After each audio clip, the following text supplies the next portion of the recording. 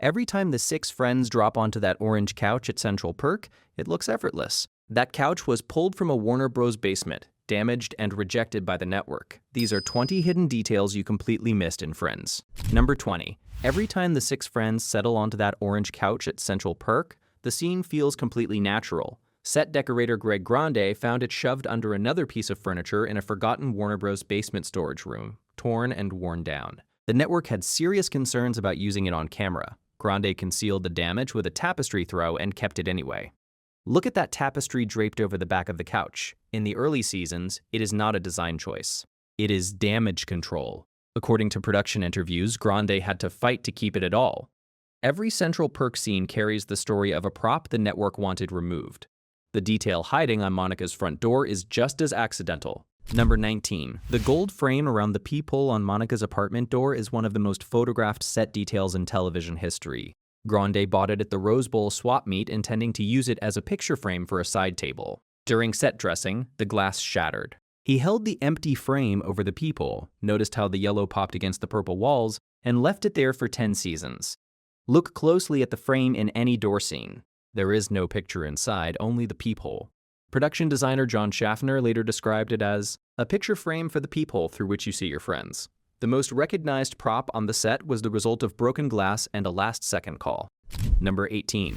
Monica's apartment feels so visually distinct that the purple walls seem like an obvious creative choice. Shaffner proposed the color after executive producer Kevin Bright said he did not want another white landlord apartment. Every crew member considered the idea a mistake. Shaffner pushed it through, arguing that purple reads perfectly for all skin tones and hair colors under studio lighting. Look at any wide shot of the cast seated in the apartment and notice how cleanly every face reads against those walls. According to Refinery 29's interview with Shaffner, the color was challenged at nearly every stage before filming began. The most photographed apartment set in television history was built around a color nobody wanted. That same apartment nearly lost its lead character after the very first episode.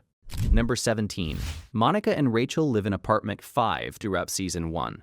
Chandler and Joey live in apartment 4. Starting in season 2, both numbers quietly changed with no in-story explanation. Monica's apartment became 20 and the boys became 19. The crew realized single-digit numbers were inconsistent with the apartments appearing on a high floor with balcony views over a New York street. The change was made between seasons without comment. Pause on any door scene in season 1 and compare the number to any season 2 door scene. The switch is completely visible and never addressed anywhere in the series. Every time a character knocks on a door in the early episodes, they are knocking on the wrong number. Number 16. Chandler and Joey's apartment door features a different drawing on its Magna doodleboard in virtually every episode of seasons 3 through 10. The drawings were created almost entirely by Paul Swain, an electrician in the show's lighting department, who simply started writing on the board one day and it became his ongoing contribution. Look at the Magna Doodle in any episode where Chandler and Joey experience a significant relationship moment.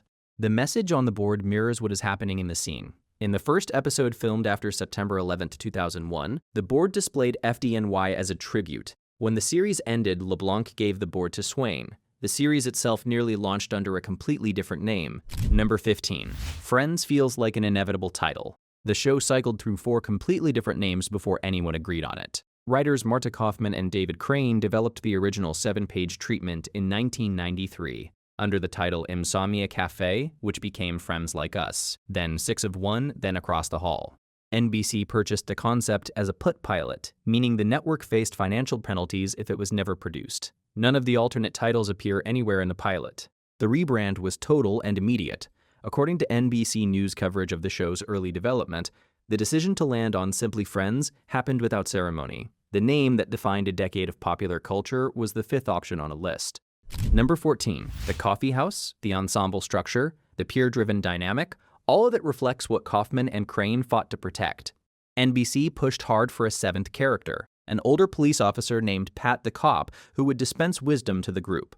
The creators reluctantly drafted a version including that character before persuading NBC to abandon the idea. The compromise was giving the 6 leads parents who appeared as recurring figures, leading directly to Elliot Gould and Christina Pickles being cast as Jack and Judy Geller. Look at how rarely any authority figure gives the group meaningful guidance across 10 seasons. That dynamic was removed on purpose. Gould and Pickles exist in the show because a cop was written out before filming started. Number 13, Ross and Rachel is the emotional spine of Friends across 10 seasons. It was not the original plan. Crane said in published interviews that Joey and Monica initially seemed the most compelling characters to put together. The Ross-Rachel dynamic emerged while Kauffman and Crane were drafting the pilot script and overtook the original concept before filming began. Watch the pilot and pay attention to how much natural chemistry LeBlanc and Cox generate in their shared scenes. The original plan is still readable on screen. Every scene between Ross and Rachel across a decade of television is the result of a creative pivot that happened during the writing of episode 1. Number 12. After Monica makes a spontaneous personal choice in the pilot, NBC distributed audience survey cards written with leading language and then told Kauffman, without waiting for any results, that the character needed to be cut. Kauffman refused, Monica remained, and the character's willingness to act on her own terms became one of the show's defining qualities. Watch Monica's first scene with Paul the wine guy in the pilot. That moment is the one NBC wanted to remove the character over. According to published interviews with Kauffman, the refusal was immediate. Every Monica storyline across 10 seasons exists because one creator declined a network note without discussion. The situation facing one of the lead actors before filming had even started was just as complicated. Number 11. LeBlanc's Joey is one of the most beloved characters in sitcom history. He was not the creator's first choice. The night before his final callback at Warner Bros., LeBlanc had an accident and arrived the following morning with a visible scab across his nose. When Kauffman asked what happened, he told the truth without hesitation. The honesty was so aligned with Joey's character that it clinched the part immediately. Louis Mandylor was the other finalist. Look at LeBlanc's first scenes in the pilot, and notice how unguarded the performance reads. The audition story reframes why that quality feels so unrehearsed. Joey's naivety walked through the casting door already formed. The situation that nearly kept the actor next door off the show was even more improbable. Number 10. Perry is so completely identified with Chandler that imagining anyone else in the role is nearly impossible. At the time of casting, Perry was contractually committed to a Fox pilot called LAX 2194, a science fiction series about airport cargo workers in the future. Craig Bierko came closest to taking the role. Perry actually coached Bierko through the audition process because he could not get free from his own contract. NBC's Jamie Tarses confirmed the Fox pilot was not moving forward. Perry was released, walked into the audition knowing every line from memory, and was cast immediately. Every Chandler moment across 10 seasons exists because a forgotten science fiction pilot failed fast enough. The theme song heard over every one of those moments has an equally accidental origin.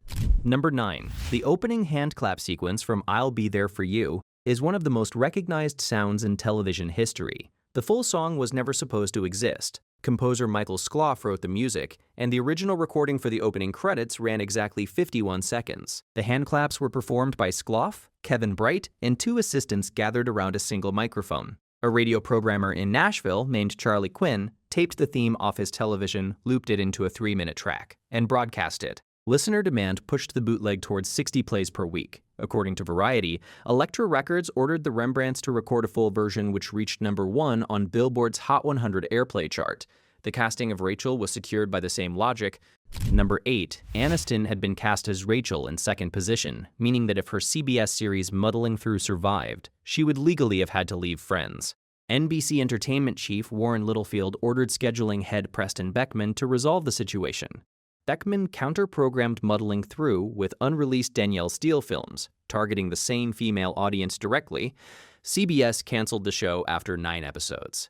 Aniston was free. Watch any Rachel scene from season 1, knowing NBC made a deliberate competitive scheduling move to secure her availability. Every scene Aniston appears in across the entire run exists partly because of that decision.